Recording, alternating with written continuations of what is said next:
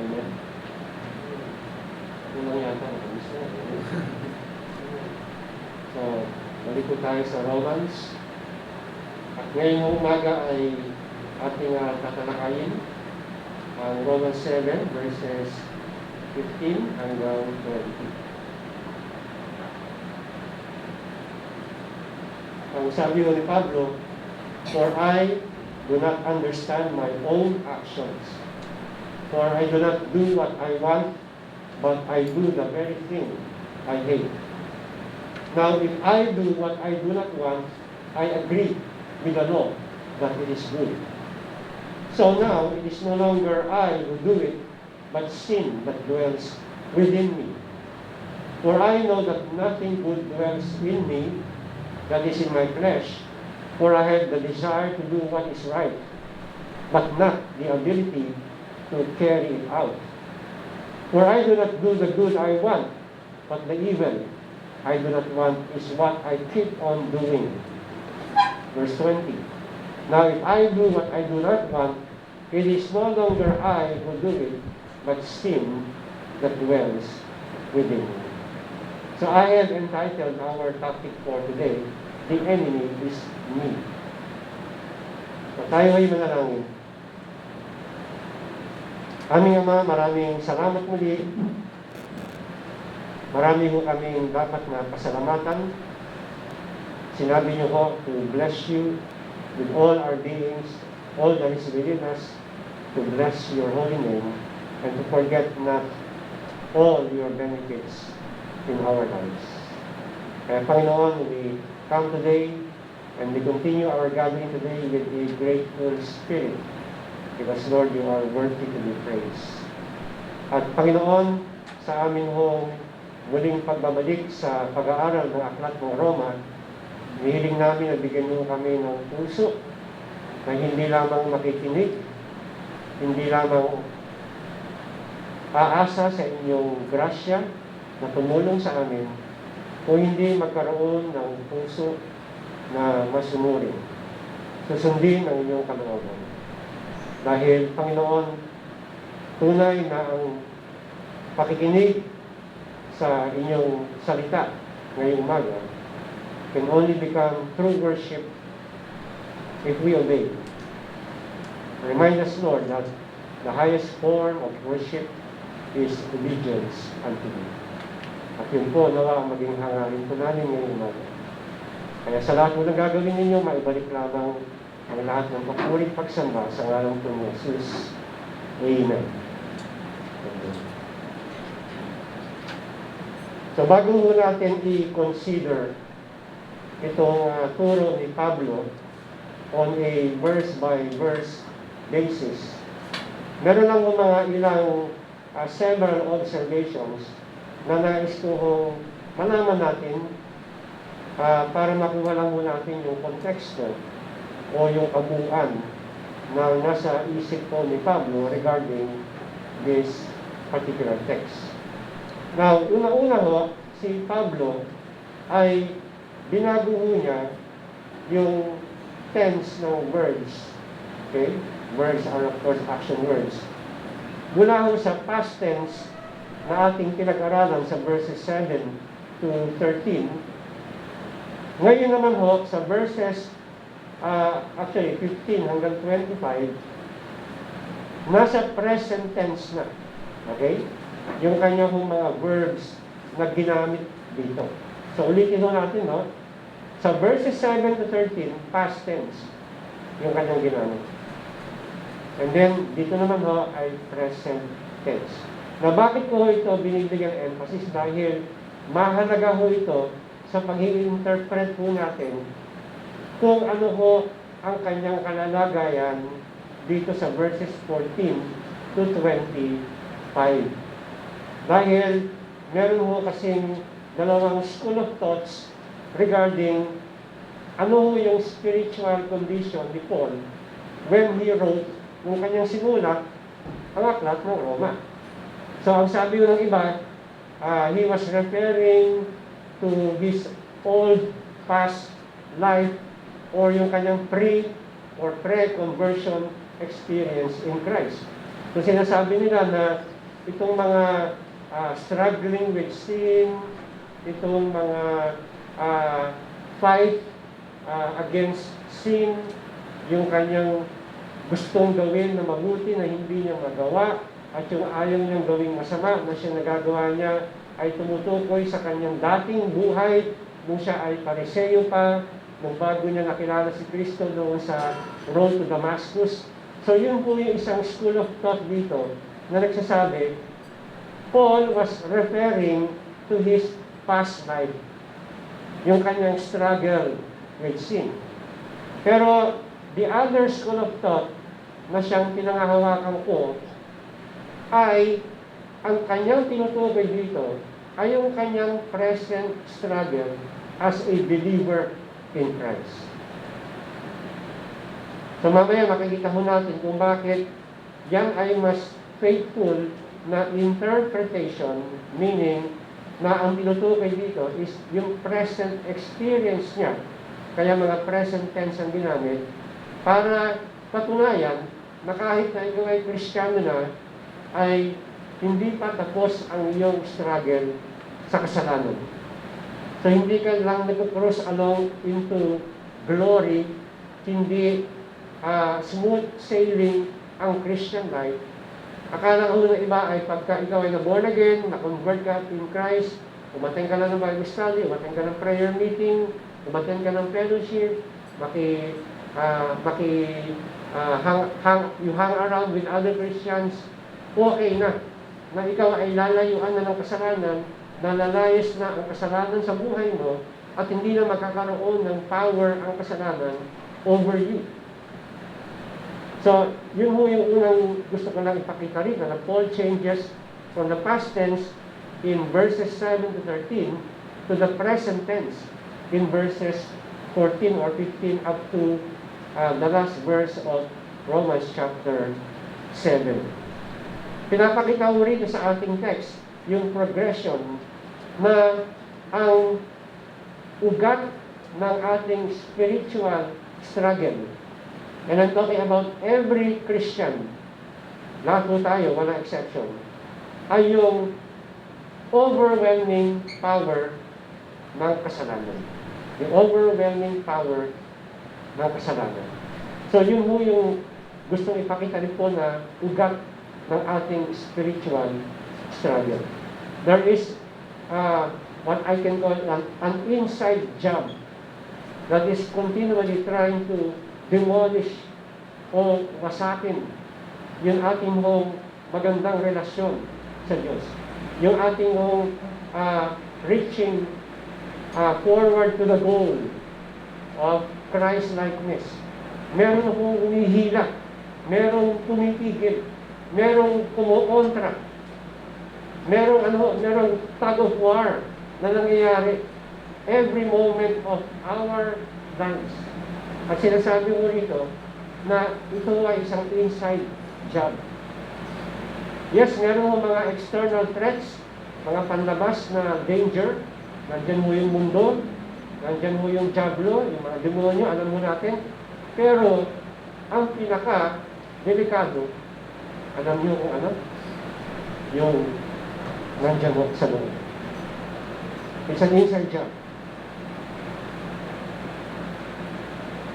And when I was preparing itong message na ito, and talking about yung inside job, bigla ko naalala yung mga inside job na nangyayari sa mga nakawan sa mga bangko. So I just try to Google kung ano yung yung top 10 na mga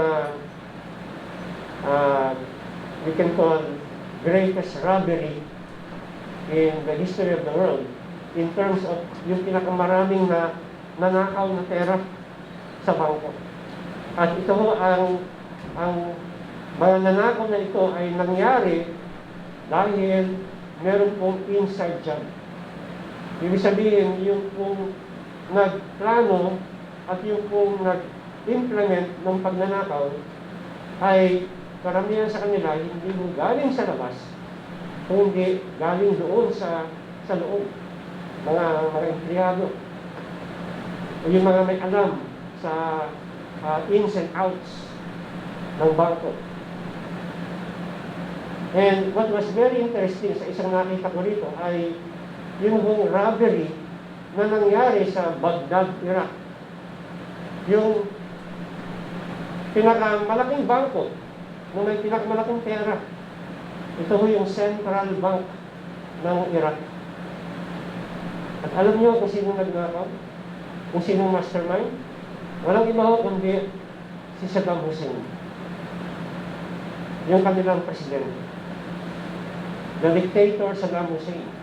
So isang araw bago magkaroon ng Iraq War noong 2003, si Saddam Hussein nagpadala ng 3 malalaking mga truck doon sa Central Bank. Pinadala rin niya yung kanyang anak, si Qusay, na mayroong handwritten note asking na mag-withdraw ng $1 billion US dollars. At ang dahilan nila para daw maingatan yon sa mga kaaway. So yung pera ho ay nilagay doon sa mga vans na yon, mga truck na yon, and then ganyan. And of course, most of the cash later on was recovered. At yung mga nagbilang naman ng mga pera, para yung mga na-recover na pera, yung mga American soldiers na nagbilang ng pera, paramihan sa kanila, to be exact, 35 of them, were caught na nagbulsa rin ng kanilang mga na-recover na pera. Pero we can see here, brethren, na sino ang nag-instigate, sino ang nagplano, sino ang utak sa pagkuha ng pera ng kaban ng bayan ng Iraq. Walang iba kundi yung mismong dapat na nagprotekta sa kaban ng bayan, Saddam Hussein. It was the greatest inside job ng pagnanakaw ng pera sa isang bagay. May mga bagay na hindi mapigilan kapag ito ay galing mismo sa loob. Di ba? Kaya nga sinasabi rin ni Paul na even in the church, false prophets or wolves will arise. No? Manggagaling among you, sabi nito. And of course, in an individual capacity, in an individual basis, ang ating number one na kalaban, you don't need to look around further. Ang number one mo kalaban, walang iba kundi ang sarili mo. Ang number one kong kalaban, ako, si Pastor Bongbulusan, ay ang aking sarili. My own flesh. There is an inside thing happening in all of us, brethren, na pagka hindi natin malaman ito, we might be barking on the wrong tree and trying to blame others sa mga nagagawa nating pagkakamali o pagkakasala. Kaya nga, si David, sinasabi niya, to search me, O God, and know my heart today. Alam mo ni David na ang problema niya, yung puso niya. He was not trying to search out other people's mistakes or failures. Kundi, sabi niya, Lord, tignan niyo nga yung sarili ko. Ikaw ang nakakaalam. At inyong ihayag sa akin kung ano ang aking mga pagkakasala. And lead me to a life pleasing unto you.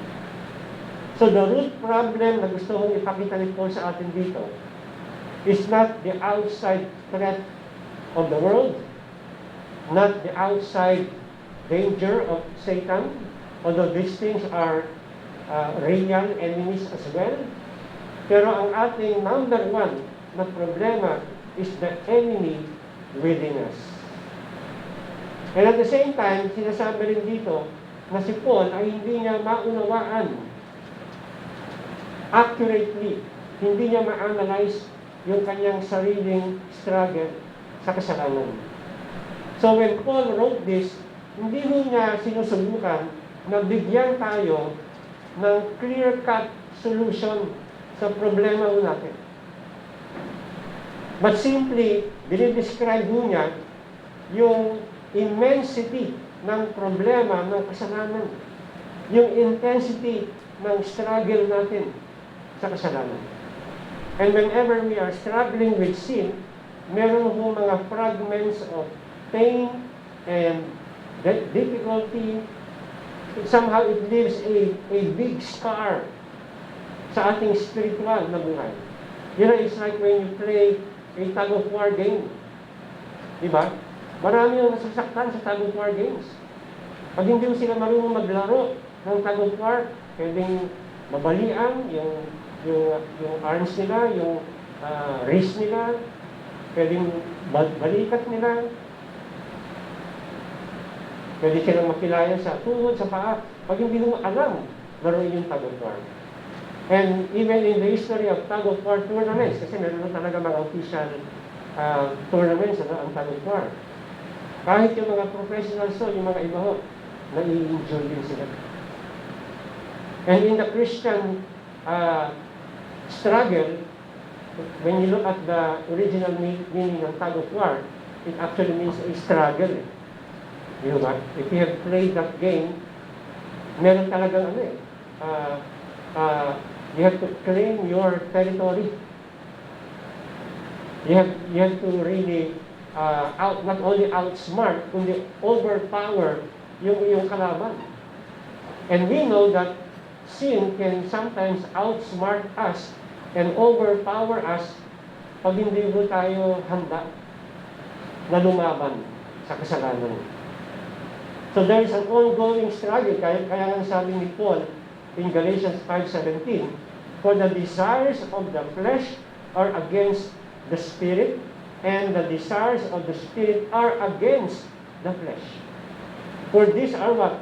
These are opposed to each other to keep you from doing the things you want to do. So, lagi hong may laban eh. May naglalaban within us. The Spirit of the Lord, we are the temple of the Holy Spirit, and it goes against the flesh. And the flesh clashes against the desires of the Holy Spirit. Wala hong half-time break, walang time out, walang truce, walang ceasefire, wala hong peace talks. Talagang lagi hong may gera na nangyayari. And that's why, if you are a Christian, you will sense that, you know that, you feel that, and you believe that. It is a fight for holiness, brethren. Ito ay isang pakipagdigma para sa kabanalan na nais ng Diyos na i-pursue natin bilang mga mananampalataya. So every Christian is actually fighting. And that's why you know that you are a believer because you do not surrender the white flag. You always say, I am fighting by the grace of God. And whenever Satan comes to you to tempt you, or the flesh tries to make you do things na ayaw mong gawin, ginagaya mo yung ginagawa ni Kristo. Kung siya ay hinarap ng diablo sa wilderness and tempted him 3 times. Sa bawat temptation ng diablo, ang laging sagot ni Kristo, it is written. It is written. It is written. 3 beses din po niya sinabi. So naintindihan po ni Kristo at ina-apply niya na para matalo ang diablo, and even the devil was trying to arouse yung inner desires ni Kristo, kinakailangan tapatan mo ng salita ng Diyos. Though Satan can twist and pervert the truths of the Scripture, kinakailangan alam natin ang Scripture and alam natin on how to apply it to ward off yung gawain ng diablo sa ating mga buhay. So bagamat meron tayo mga outside enemies, yung mundo, yung diablo na nakikipagdigmaho sa atin. Pero yung constant kasama mo ay walang iba o hindi ang sarili mo. Your sinful flesh. It cohabitates the house or the tent of your life. Parang nasa isang kotse na kung saan, di ba nasabi ho natin sa Romans 6 na pag Christian ka na, ang may control na sa'yo, ang Panginoon. Di ba? You are no longer controlled by sin. So, ikaw na yung nasa driver's seat. Ikaw na yung may hawak ng steering wheel at nagmamaneho. Kaya lang ang problema, mismo kasama mo sa loob ng kotse, sa backseat, nandun yung flesh. Nandun yung sinful nature mo. Na sinusubukan niyang i-grab sa'yo yung paghawak mo ng steering wheel dahil ang gusto niya, siya ang magdadrive ng buhay mo. Siya ang magkocontrol, magdadirect kung saan ka pupunta. But because you are a believer, you are doing with all your might, with the strength that God has given you, para ang diablo o para ang sarili nating sinful nature ay hindi mo makuha sa atin. Yung paghawak po natin ng manubela na kotse ng ating buhay. The sinful nature. Yes, he is in the backseat, pero hindi mo siya roon sitting quietly. Hindi mo siya roon nagpapahinga. O hindi naghahanap lagi siya ng oportunidad para maagaw po niya yung manubela sa atin. So we cannot relax, brethren. We are in a relentless, unending battle between the new man in Christ and the old man, the sinful flesh. Ito hong mga magkaaway na ito, kailanman ay hindi magkakaroon ng pagkakasundo. You know, in sports history, merong mga opponents na magkakalaban sila, di ba? Even magkakaaway sila. Pero later on, naging mga magkaibigan. Naalala ko nga ho nung araw para sa mga kaedad ko, may matanda sa akin ng kaunti. Yung Crispa Toyota. Di ba talagang fierce rival sa mga yun? Sa court, sa loob ng court, talagang hindi lang basketball ang ginagawa niya, basketball. Talagang may kasama boxing niya. Sasakitan, nagkakaroon ng free for all. Minsan nga ho, yung Toyota Crispa, ikinulong ng isang gabi. Okay? Nag-spend sila sa kulungan one night. Kasi talagang masyado na silang out of order. Binigyan sila ng leksyon. Magkaaway talaga sila. Mga mortal na magkaaway. And even today, maramihan sa kanila ay ganun pa rin. Pero merong dalawang player from those two squads na naging mag-best friend. Na dating magkaaway. Si Joe at si Philip Cesar. Nagkasama pa nga sila sa isang team. Si Joe naging coach, si Cesar naging assistant niya. Assistant coach. And who would ever thought na itong dalawang ito na halos magpatayan na naging magkumpare, naging magkaibigan. Pero nangyayari ho yan sa mga tao. Pero when it comes to the battle of the new life in Christ and the old self, hindi mo pwedeng magkaroon ng pagkakasundo. Dahil hindi mo makikipagkasundo o hindi mo mag-pave way ang sinful flesh na para sabihin sa ating new man na suko na ako, okay, I give up, panalo ka na, so if I can't beat you, I'll just join you. Wala mo sa vocabulary yan ng ating sinful flesh. He will. This will never give up. Kaya itong dalawang rivals nito are diametrically opposed to each other. They will always be hostile against one another. Kaya pag ikaw ay Kristiyano na, minsan, you are believing that God will give you peace. Pero, there is an internal strife na nangyayari. Because inside of you is a battlefield. Ang iyong kaluluwa is a battlefield, brethren. Because there is never an agreement between the new man and the old man. There is always a clash of views, of values, of convictions. Magkaiba ho lagi. Kaya ho, itong dalawang pwersang ito ay laging nagtatalo. There is never a ceasefire and the battle is ever going.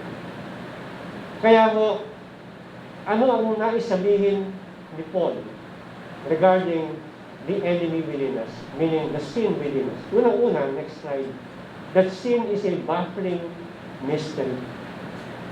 Kaya sabi ni Paul sa Romans 7:15, sa first part, sabi niya, for what I am doing, okay, listen to this, I do not understand. Naisip niyo ba yun minsan? Na meron kayong ginawa, pero hindi niyo maintindihan, bakit ko kaya ginawa yun? Alam ko, Christian ako. Bakit ko kaya inisip yun? Alam ko, Christian ako. Bakit ko kaya sinabi yun sa isang tao? Hindi ko dapat sinabi. Hindi ko maintindihan. Bakit ko nagawa? Bakit ko nasabi? Bakit ko naisip? So Paul was referring to his participation in sin. Why did I participate with my sinful flesh? Hindi ba I already love the Lord? I love His law? Hindi ba I love these things? So bakit I'm going back and trying to befriend the enemy within? Why? Notice that Paul here is writing in the present tense. So si Pablo, hindi niya tinitignan yung kanyang nakaraan. Hindi niya tinitignan yung kanyang pre-conversion to Christ. He was talking about right now as he was writing the book of Romans. As a mature believer, he was not an immature believer, by the way, when he was writing this letter. And yet he was saying, there are times that when I participate in sin, I am trying to make some realizations, bakit ko kaya ginawa ang mga ito? And he ends up by saying, I have no idea. Hindi ko alam kung bakit.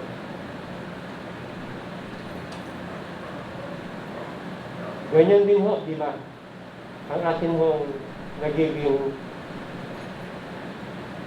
kaisipan. Bakit ko kaya nagawa? Naisip at nasabi, ito mga hindi dapat ginagawa ng isang Christian. Pangalawa, sin is a complete contradiction. In chapter 7:15b. Dito naman, dinidescribe ni Paul yung kanyang struggle with sin as a total contradiction. It is a total, complete, absolute contradiction sa kanyang new nature that is created in holiness. Kaya sabi niya dito, for I am not practicing what I would like to do, but I'm doing the very thing I hate.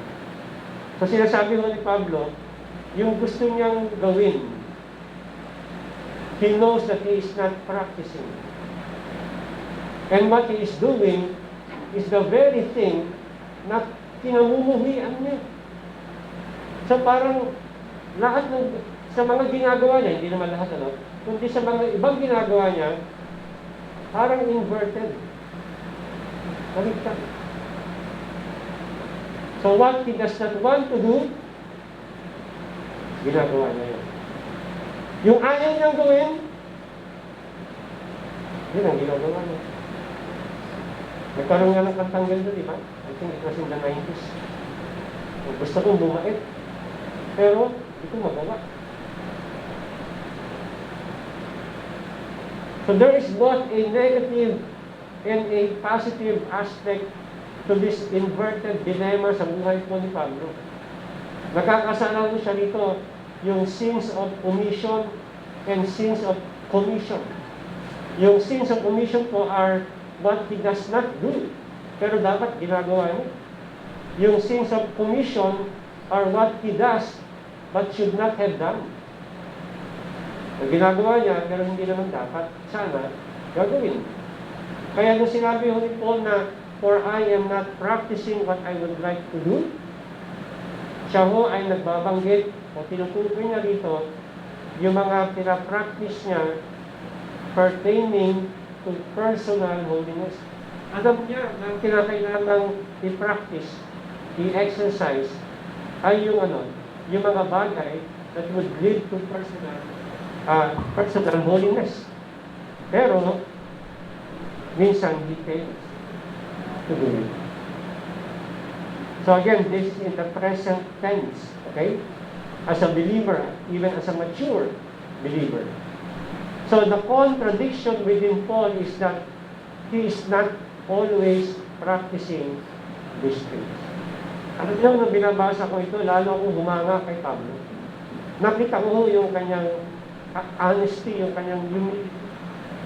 Pinapakita ko ito yung the other side of the Apostle Paul, na akala ko lang si Apostle Paul ay isang taong almost perfect in a practical sense sa kanyang lakarin sa Panginoon Diyos.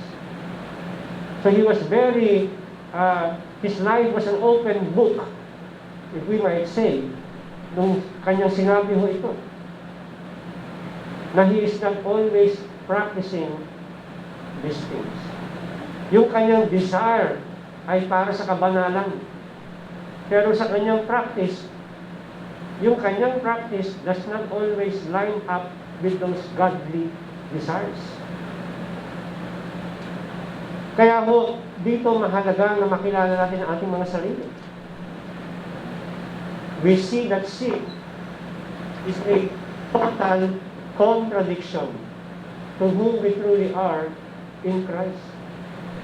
Pag ikaw ay nagpapadumi na sa kasalanan, parang nagiging, you are a walking contradiction. Ang tawag ng mga theologian, an oxymoron, a living paradox, a contradiction in terms. At times, ang ginagawa ho natin ay yung kinamumuhian natin. And likewise, we do not always do kung ano naman yung gusto natin na makakapag-please, makapagbibigay ng kaluwalhatian sa Panginoon Diyos. You know, it's like, it is in your brains, pero the members of your body do not correspondingly respond kung ano yung magandang nasa utak mo. No, I remember si Johnny Eric Santada, nung siya ay teenager, I think 15 years old, siya ay na-disgrasya sa isang swimming event. And nung siya ay ni-rush sa hospital, at siya ay kinakailangan dalhin sa OR,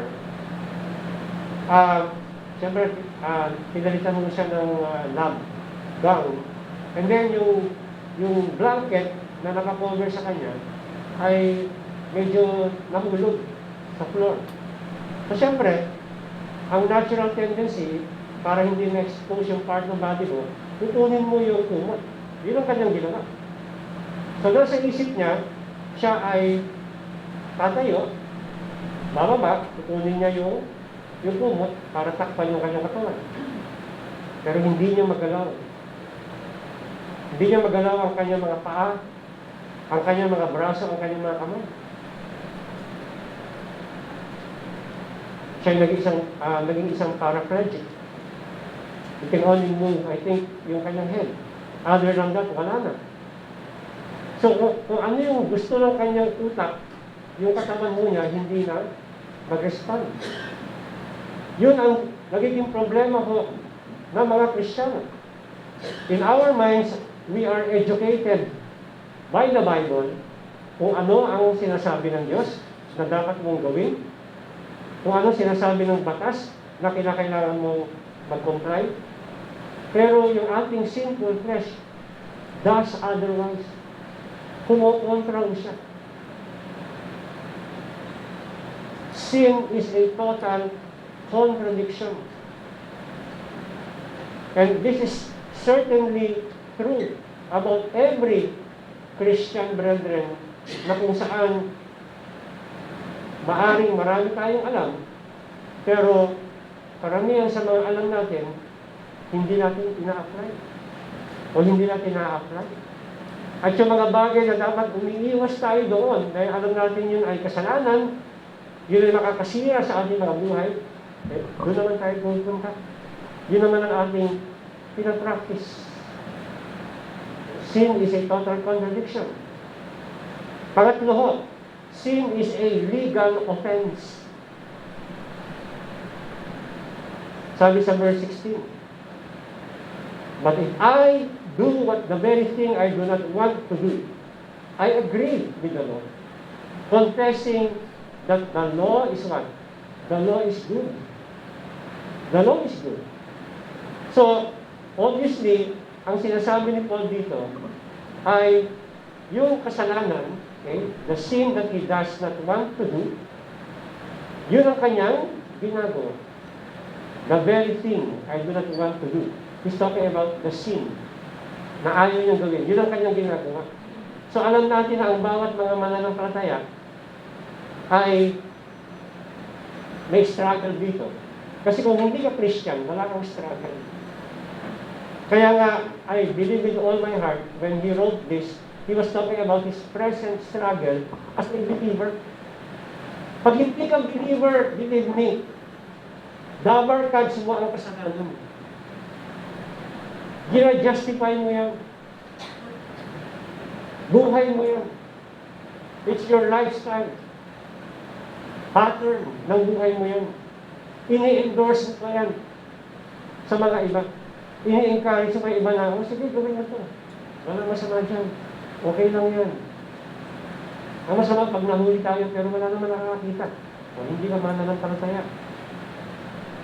Pero kung ikaw ay may struggle against sin, brethren, then that is one great sign or clear sign na ikaw ay believer in Christ. You know, it's like when you're praying.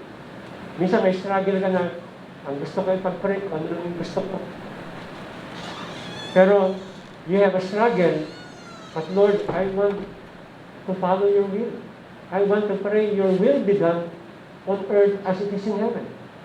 But there is this struggle na, Lord, gusto ko yung will ko. Let my will be done.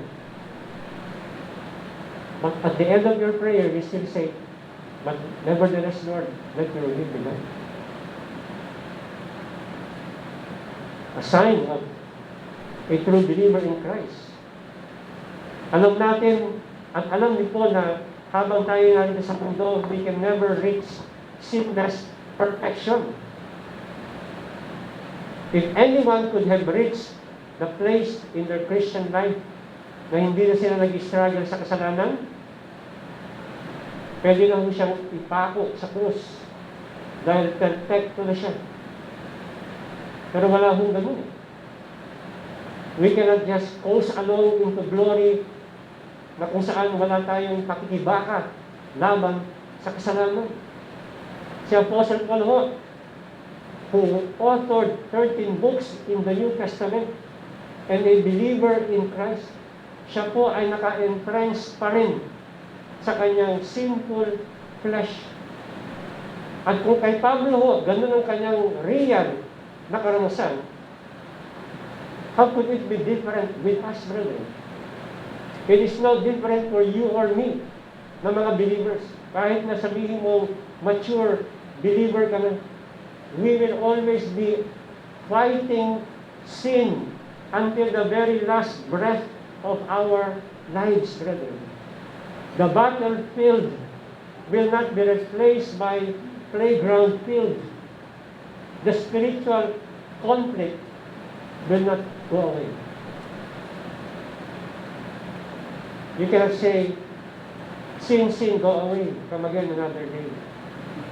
Because Bongbolusan wants to play. You can probably sing that with the rains. And it might go away, pero with sin, it will never if I might quote the Bible, will never leave you nor forsake you. It is a very present danger at all times. It is always resident within us. It's the greatest enemy. Because wherever you go, he is your constant companion. From January 1 to December 30, ay 31 na. 31. Kasama ko natin yung sinful pleasure natin. Kasama ko natin nakatira sa tolda ng ating mga buhay.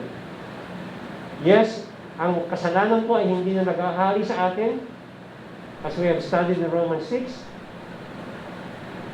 but is still dwelling within us. Although Jesus is now enthroned as Lord over our lives, but sin is not yet completely out of our lives, brethren. Nakatira pa rin sa palasyo ng buhay natin.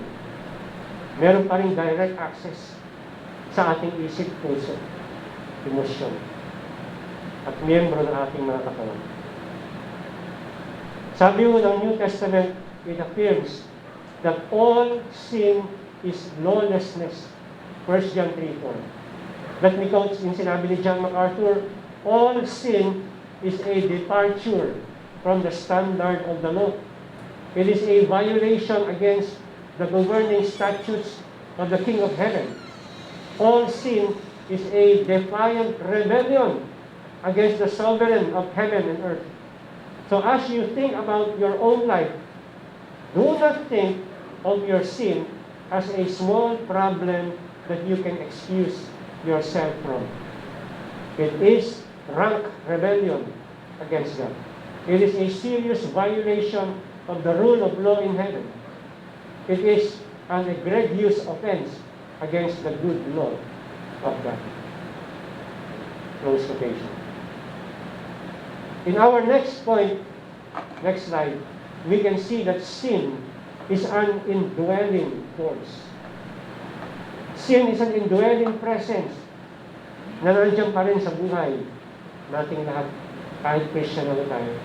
Kaya sabi sa verse 17, so now, no longer am I the one doing it, but sin which dwells in me. Okay, ulitin ko, no? So now, no longer am I the one doing it, but sin who dwells in me. So yung paggamit ni Paul dito na, so now, nire-reinforce niya na he is speaking in the present tense. Okay? I mean, self-explanatory na kasi mo so now. Diba? Kaya ngayon, okay, sa Tagalog mo, sa pangkasalukuyan, so it is in the present tense. So, sinasabi rito ni Paul na hanggang ngayon, yun na Israel. Now, please let us not misunderstood yung prinsipyo na sinasabi ni Paul dito. Hindi ho ini-imply ni Paul na nililipat niya yung personal responsibility sa kasalanan sa kanyang hindi pagsunod sa Diyos. Kasi kung ganun ho, hindi sabihin ko na wala akong guilt. Ako ay acquitted. Dahil ito ay ginawa ng isang bagay sa loob ng aking buhay. So in no way is he doing that. Yes, alam mo niya na meron siyang fallen nature. But still, the choice ay nasa kanya. Di ba? Yung choice nasa atin. The more revelation you are given, the more knowledge you are given by the Lord, the more responsibility na nakaata mo sa atin. Much is given and much is required. So, pwede kang mamili. Binigyan ka ng Diyos, brethren, ng free will. And we're not talking here about free will to accept Him as Lord and Savior. We're talking here of free will to obey Him now as a believer in Christ. So, what choice will you pick? Anong pipiliin mo na? Kaya ho, ang sinasabi lang ni Paul dito, yung indwelling force ng kasalanan. He simply recognizes that he has become, yes, a human in Christ, pero yung kanyang old nature ay malakas. He was not underestimating what the old nature can do. That is, brethren, a recipe for disaster if you underestimate the power of sin in your life. He is a formidable enemy,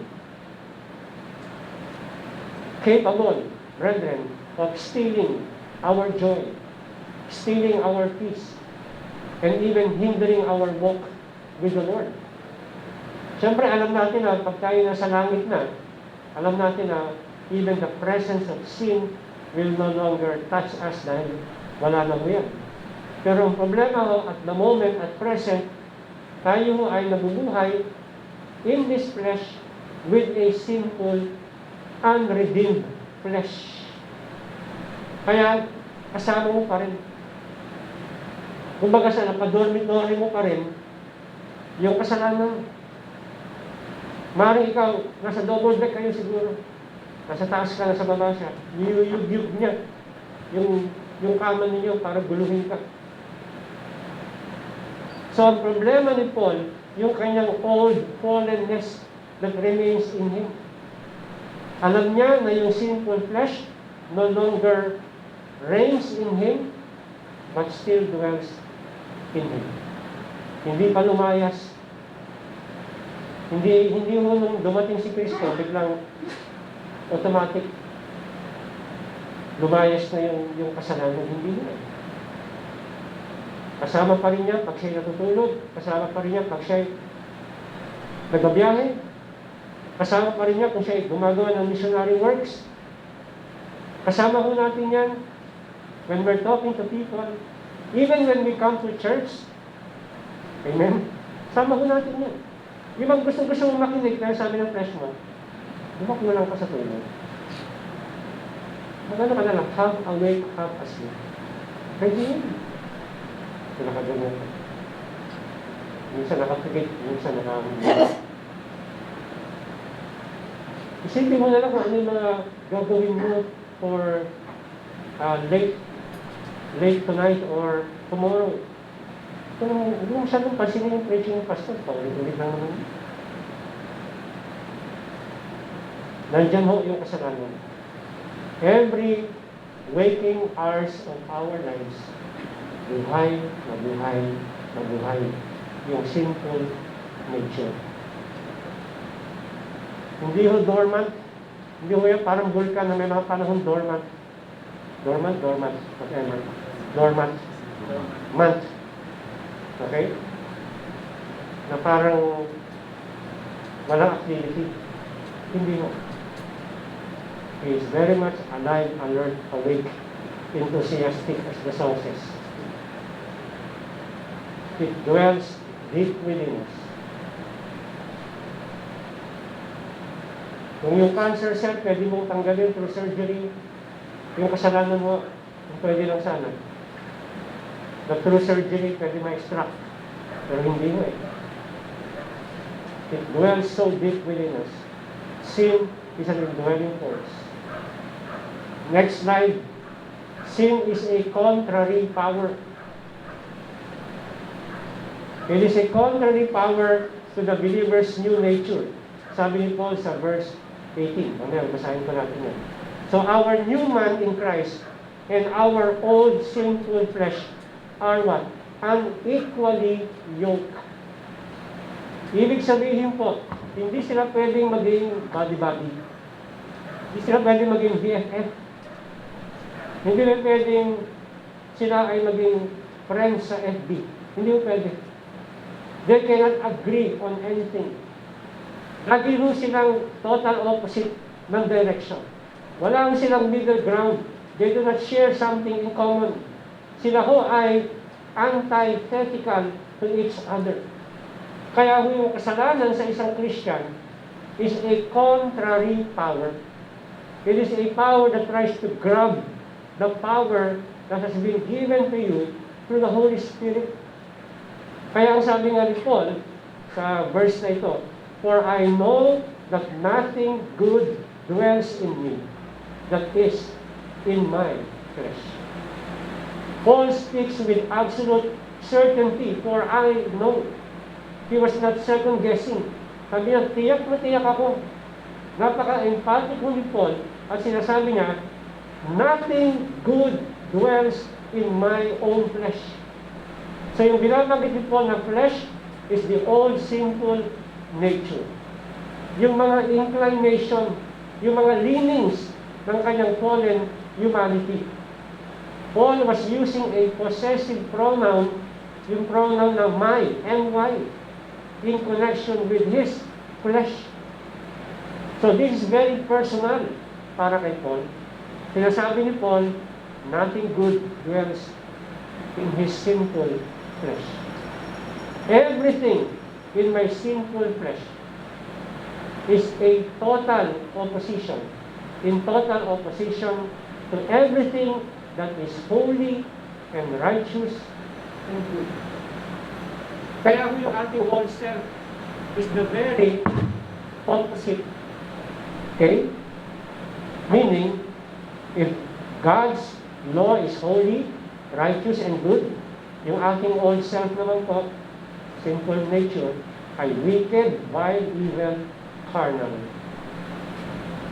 At nasa loob siya, na nasa labas, nasa loob.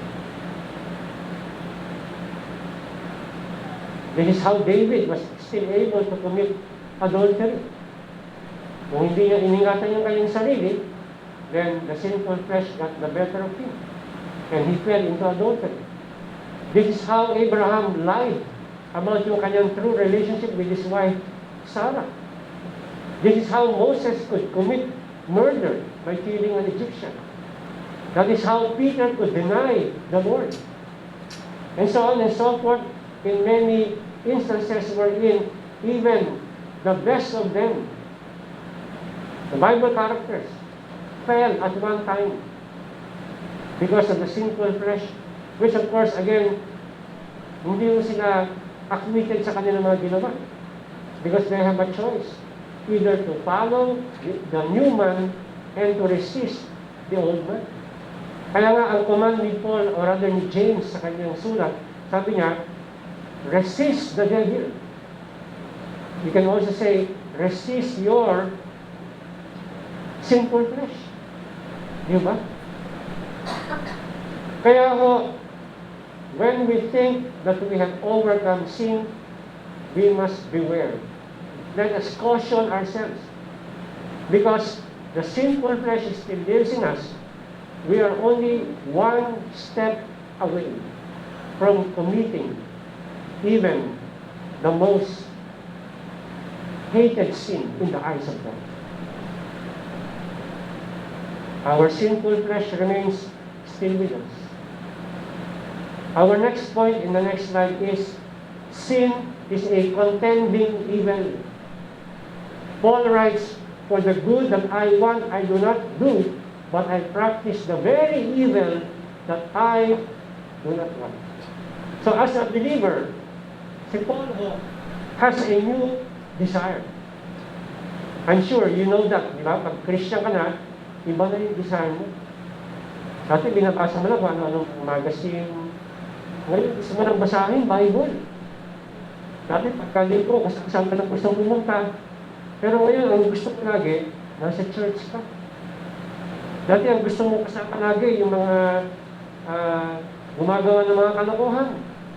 Ngayon, gusto mo lang kasama yung mga believers in Christ. Dati, ganito mga gusto mong bilhin. Pero ngayon, ito na mga gusto mong bilhin na makakatulong para lalong ma-enhance ang iyong pagkakilala kay Kristo. Alam mo natin at alam ni Paul na meron siyang new desires, new affections towards holiness and godliness. Yet, he does not always do what he wants to do in his heart. Amen? Yung desire mo mag-pray, kasi yun ang ano eh, di ba? New man mo yun eh. That's your new nature. Desire to what? Commune with God. Pero sabi ng flesh mo, at minsan siya ngayon nasusunod, huwag ka na mag-pray. Mag-FB ka muna. Tingnan mo muna yung mga followers mo sa Instagram kung ilan na sila, kung may nadagdag. Gusto mong umattend ng Bible study, pero sabihin ng all flesh mo, hindi, ano ka na lang, puntahan mo na lang yung mga barkada mo. Laro kayo ng basketball, or mag kayo ng swimming, o mag-online games kayo, sama-sama kayo, masasaya yun. Meron kang bagong desire, meron kang bagong affection, pero hindi yun ang iyong ginagawa. You know in your heart, deep in your heart, na yun ang dapat mong gawin. But evil is always lurking around.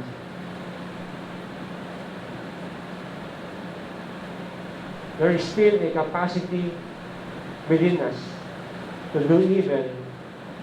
And the word evil here, in the Greek, is the word kakos.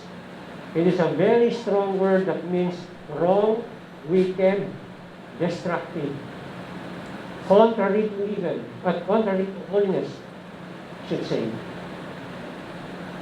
Gagawin niya lahat para ano? Para ikaw ay stumble. Para ikaw ay endure, masaktan, mapariwara ang buhay mo. It is a powerful force that is the total opposite of what conforms to God's character. Again, itong evil na ito, itong kasalanan na ito, even continues to what? To affect. Na-affectuhan mo yung buhay ni Pablo. Siyempre, hindi na ho yung kasalanan na nasa driver's seat. Pero gaya na sabi ko kanina, nakasakay pa rin siya sa kotse. So let us not try to brush aside, brethren, na wala na yung kasalanan sa buhay ito. Siguro napagod na siya, nagsawa na sa akin, kakapray ko, kakabasa ko ng Bible, kakapasting ko, siguro nagsawa na, lumipat na sa ibang tao. Hindi mo yan lilipat sa ibang tao. Bawat individual na believer, meron ng sinful flesh. Amen? So we cannot be so naive as to think na ang kasalanan ay nasa backseat lang natutulog, and then gigising lang pagka we already arrive at our destination. Hindi mo. Always grabbing our neck and trying to remove us from our seat in front para siyang mag-take over. Meron pa rin po siyang influensya sa ating mga buhay to pull us into a different direction. Yung parang halimbawa, yung experience ni Mary and Martha when they were visited by Christ. Pareho silang believer, no doubt. And I'm sure both of them, they want to what? They want to sit at the feet of Christ para makinig. Gawing priority. Pero yung sinful flesh ni Martha says, hindi ko priority yung makinig ng Word of God. Ang priority ko sa kusina. Doon muna ako, unahin ko yun.